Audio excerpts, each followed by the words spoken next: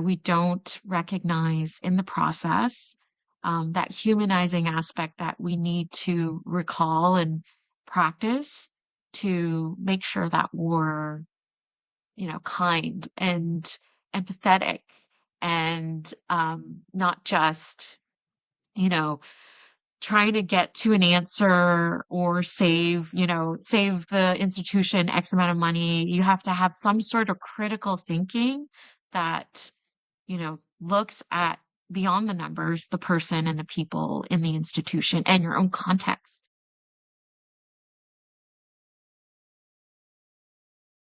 Hello, everybody. Hello. My name is Elaina. For everybody knows me from the ACERO Professional Development webinar series. I am starting a new series. It's an interview series, and we are going to be talking about on this channel everything workplace. And the first interview that I'm doing is this lovely lady that you are seeing right next to me is Sylvia. She is assistant professor at the University of Toronto's iSchool. And I am so happy that she's here, and I'm even happier that she's a friend of mine. And we're going to do two things. We're going to talk a little bit about toxicity in terms of leadership and management. Why do we continue to hire and cultivate and train toxicity? And is it something because this issue has not been something that we haven't been talking about for like 100 years? Is there something that we're doing wrong that we continue to do over and over again, expecting different results? And just to give you a little bit of background before Sylvia starts talking, just for our statistics, for people to know that in 2024, the disengagement or people feeling really checked out and not engaged at work was at its all-time high at 72%.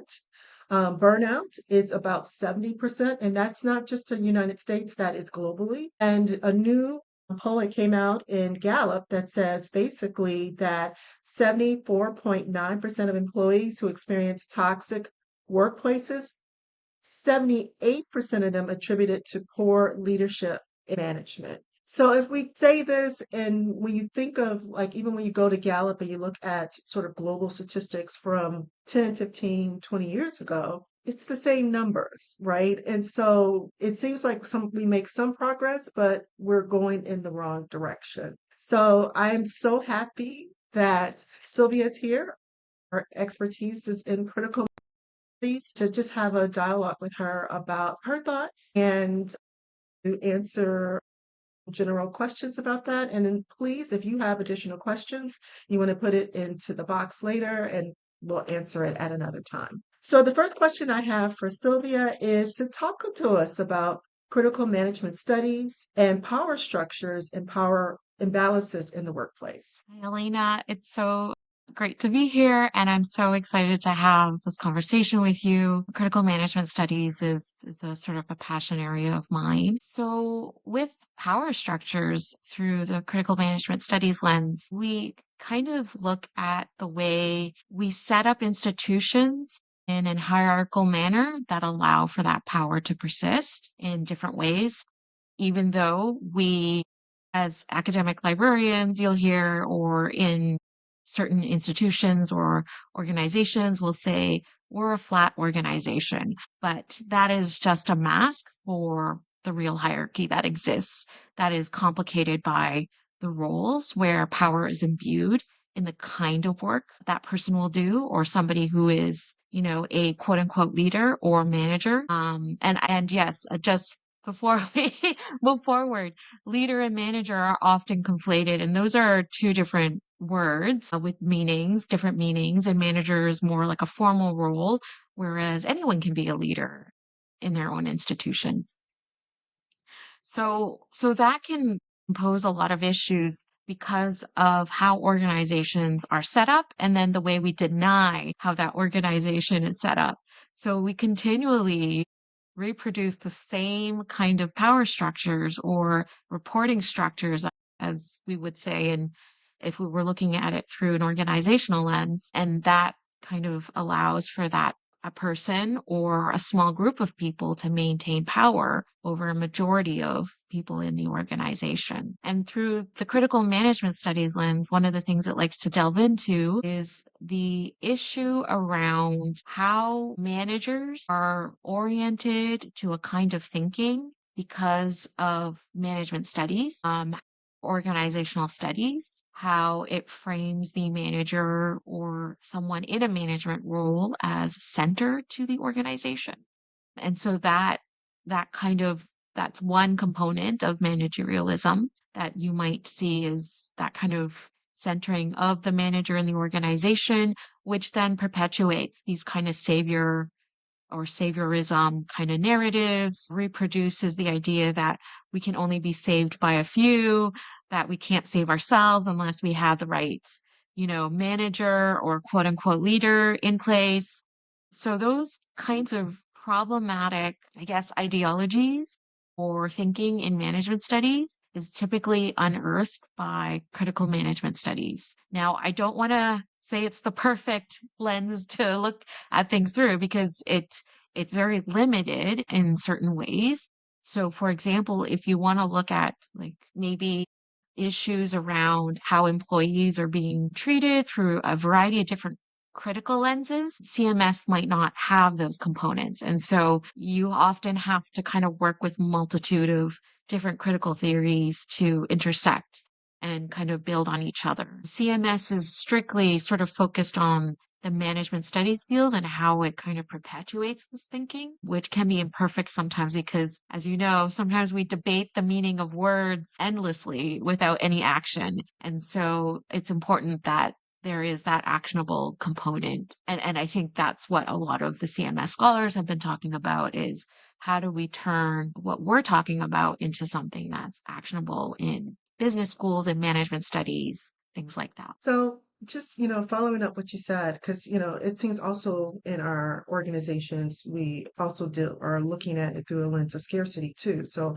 not everybody can be in these savior roles, right? Depending on how the person was recruited, they may or may not have that skill set or classes or whatever, the management classes before they into the organization. And for people who are voluntold that they're now managers or wanted because of a popularity contest within the organizational structure, what usually happens in terms of teaching people in the job, right? About it, like sort of management by fire, like, talk a little bit about that. So some scholars will touch on the human to human component. Although I think one of their biggest criticisms is the way that management itself can be kind of overly structural in its focus. So when you get into a management role, so let's say you've just been surprised and you're suddenly a manager, you're often oriented through like mentorship or through HR or through other components of the organization of the structures of organizations. So they talk about, okay, so here are all the collective agreements you have to get to know. By the way, this is all the policy you have to memorize. By the way, these are all the HR issues we have ongoing, and these are the legal disputes or grievances that are ongoing. And you're immediately sort of it's framed around the organization or the institution as being the most important centered Right. piece in your work. And that can be a bit dehumanizing if you start off with, here are all the policies and grievances going on, or here are all the collective agreements. And yes, it's important to know because you want to respect the boundaries of these agreements. But when there's too much focus on that and not enough on the humanizing aspect of what management should be, which is the relationship or the relationality that you need to be building with your team and with, understanding that you are advocating and you might be in that role that is sort of the in between where you're trying to balance and also recognize where there are maybe unfairness in the workplace and kind of trying to address that through those conversations with upper management. Now, if you're surprised into an upper management role, or you've been sort of assigned an upper management role, that's even you're moving further away from the kind of day-to-day human piece, which can happen, right? It's part of, being in upper management, you're concerned with budget. You have to be able to quantify everything. not that quantification is a bad thing, but it can lead to this idea where you begin to see people as numbers. This person is this salary at this number. This person is this, performing at this number or whatever, output value you've assigned to it. And so those kinds of pressures to produce those numbers can also lead to, a really complicated relationship where you see the person, but you might be oriented to seeing them based on whatever number you've been told to produce to demonstrate value or demonstrate performance. So all of those kind of common practices in management it's almost like walking a really fine line. You like I think most people do try to keep the humanizing part of those conversations, but as a former manager myself and administrator, sometimes in like high pressure environments, it can really tempt you to kind of look at a number and just really focus in on working with the numbers instead of the person or the people. So I think with the critical management studies piece, they do kind of call out this idea of, we're so focused on the bottom line that we don't recognize in the process that humanizing aspect that we need to recall and practice to make sure that we're kind and empathetic and not just trying to get to an answer or save institution X amount of money. You have to have some sort of critical thinking that looks at beyond the numbers, the person and the people in the institution and your own context. And No, what does it mean for you in the library world? Like what are the common sort of macro level influences that are really problematic that you need to start pushing back on? no, I think that's very true. I mean, when I first started as a manager, I was actually when I was directly went up to a regional manager from nothing to regional manager, right? And so, yes, it was going from 0 to 100, but I also was very conscious of that the first thing that I was taught at the organization that I worked for, which was a large county organization, was the progressive discipline process. It was the first thing that we learned was so about policies of how to fire people. That was the hallmark of what we learned. And I also started to notice that people were being rewarded for the amount of write ups that they got, that the productivity was based on fear. I mean, I don't think that's what they were thinking. You know what I mean? I don't really think that was someone in the back room going, ah ha ha ha, we're going to make everybody fearful and feel, less worthy. But it seemed like the overlay of the structures of progressive discipline was what was driving management and the management style. So, like, even the region that I had, I always remember that I taught most of my managers to like, let's engage in more conflict resolution than writing people up because it's decreasing morale. I noticed with other departments, it was decreasing morale. People were becoming shells of themselves. Even the productivity that they were espousing for was eluding us because they didn't see the correlation between constantly writing people up and constantly guilty until proven innocent mindset that was literally not getting results that they wanted. So, interesting enough, I said, let's try to work it out when we can and write up as our the final frontier. It's not the first option. We had the highest productivity, not because we were burning ourselves out, but because people saw the humanity of what we were trying to do. But upper management felt that that wasn't productive, right? Even though our productivity was high, people not they sort of feeling like that we weren't tough enough, weren't strong enough, weren't aggressive enough. I don't know really what it was. The people who were being elevated up were the people who had multiple were known for multiple write-ups, writing people up and firing people and that kind of thing was seen as a level of strength. And I don't know how we get to that point, and I don't know whether it was and it wasn't just my organization. I've in my consulting work, I've been to a lot of places that punishment, power and punishment was overlying within their structures, and people were miserable. And then people were struggling to figure out like why is our productivity so low, or what's wrong with these people? But I'm like, Didn't see it. I don't know. Have you ever experienced that? I don't know how they didn't see it, but they just didn't. Yeah. I mean, one of the things I've had a conversation or few of them with people in the past around even the concept of productivity is so um it can be problematic. Like I understand that, institutions want to make sure that they're doing enough, but sometimes when we overzealously sort of take on this idea of productivity, we kind of start to dehumanize work or labor, human labor. And now I'm seeing it in conversations now with AI, generative AI, where some managers are saying, hey, why do I need to hire a first year, just graduated library student to do, front facing public service work or virtual work when I can just purchase a platform that will just effectively provide answers and they don't complain.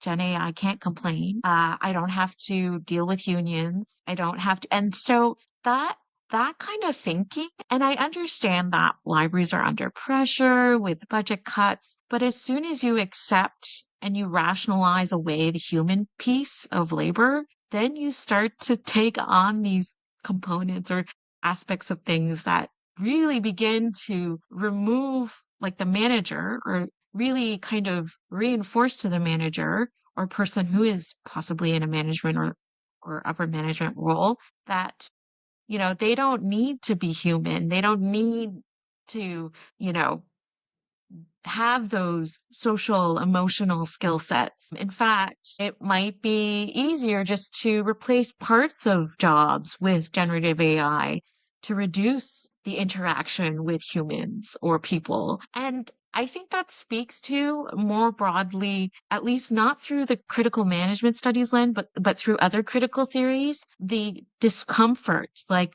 the avoidance of discomfort and how much we want to avoid discomfort. And part of management work, it's not robotic, it's actually very human in nature. And so I just find that so fascinating when I hear managers talk about generative AI and how there are benefits to it. Now I understand there are maybe some work that's really overly repetitive and they think, it'd be great. We could do other things with staff. Somebody took over or we had a generative AI platform take over some of the work. But I think my question is always, have you talked to the staff about it? And the ones that do will say, I don't know, they're going to be resistant because they don't want to get replaced, or they're resistant because they have to skill up and they don't want to skill up, or they're resistant because they're close to retirement. They don't want to learn anything new. And I think those are assumptions about what folks are actually feeling. I think if anything, it's the recognition that the staff actually sees the importance of preserving human relationships and human labor in the institution because libraries are a social institution, right? Social being the key word there, where we have relationships not only with our patrons but with our staff, the people that are in the organization. So yeah, it's a challenging time right now, and I'm sure there are going to be more work coming up around generative AI and labor. No, I know what you mean. And, to clarify, when we were productive, wanted us to figure out, go back to our why. Like a lot of times, obsession with the data, nothing wrong with data. Who know me. But our obsession with data to me gets us to me further and further away from humanity. And it sort of leads to burnout because when you look at it, everything is looked at from numbers. It's sort of like, what have you done for me lately? So the next year you have to do a little bit more. Next year to do a little bit more. Next year to do a little bit more. And even if you lost people or you're getting downsized or budget cuts or whatever, what have you done for me lately? What have you done for me lately? Just sort of pushes you to do more. And how can you sort of be in a situation where you are trying to get rid of that noise and get back to the why? Like, why are we doing the work in the first place? Going back to what you said. Like, why are we doing this? What is our goal? What impact do we want to have with whoever our stakeholders are, right? Who is our stakeholders? How are we providing that level of impact? And that is, we should be productive at, but a lot of times we're spinning our wheels trying to get the numbers cranked up or get it higher or quality, quantity. And it just sort of makes me wonder that the more that, like you said, AI has come in and AI, like you said, can produce a lot, and doesn't have Whether the it's human element of quality it. is another thing. Right, but the quantity of it is the seduction of it, right? Is what's seductive in terms of organizations picking AI over people, right? And so I wanted to talk a little bit about overall your recommendations that you would think to strengthen communication and bring in more humanity in our work. We have to draw a little more, well, not a little more, a lot more from the social work and education realm. So often when managers go for training, because often when you do go into those management roles, you're given opportunities to develop your skill sets and etc. We draw too much on the management studies and business studies realm, even organizational studies, we draw a lot on, which has its use, but I think there needs to be a balance there where we draw on social work and education. Because those fields, me coming from an education field, those fields actually provide a lot of leadership literature and theories and practices that are rooted in the humanness of practice and how we do our work or our relationships. Even, bringing in different knowledge systems and how they kind of organize themselves and organize groups can be incredibly empowering. And so I think this heavy reliance on the management business studies realm can, default us to components such as, getting those numbers for productivity outputs, which, that's what the business and management studies field is designed for, right? It's about, quantifying and trying to, efficiently produce things or something and using numbers to demonstrate or evidence some of those efficiencies, but I think what we need to do is also balance that with a field or different fields that are more human in its practice, that really emphasizes humanizing practice and our thinking, our logic in organizations. So the last thing that we The were going to last talk thing about that for this, is there any books, or we're so librarians, or like, is there any books or anything that I will do on this segment is actually make a listing of that and actually put it into the information box, just in case somebody wants to, because somebody's going to want to read, like, what's Sylvia, I want to read something about this. Like, what should they be looking at? Oh, there's a massive list that I could talk about that. I think I think there are a few people who have started writing more about, kind of pushing back on that dominant like practice and management. If you're interested in critical management studies, I think Alvison and another author.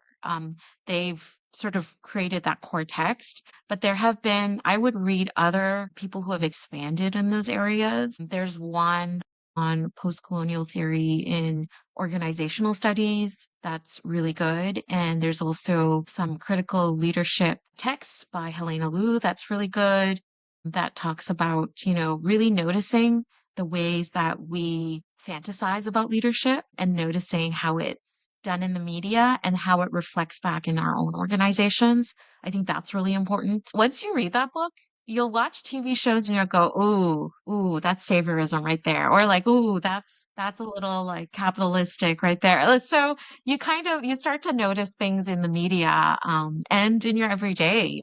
So I think those texts would be fantastic as a start. Wonderful. So we'll make to those, but actually we'll put that in the information box. So thank you for this part of it. Sylvia will be back for Should I Stay or Should I Go? Thank you so much for listening to our talk, and you have a wonderful day. Thank you, Sylvia. Thank you, Elena.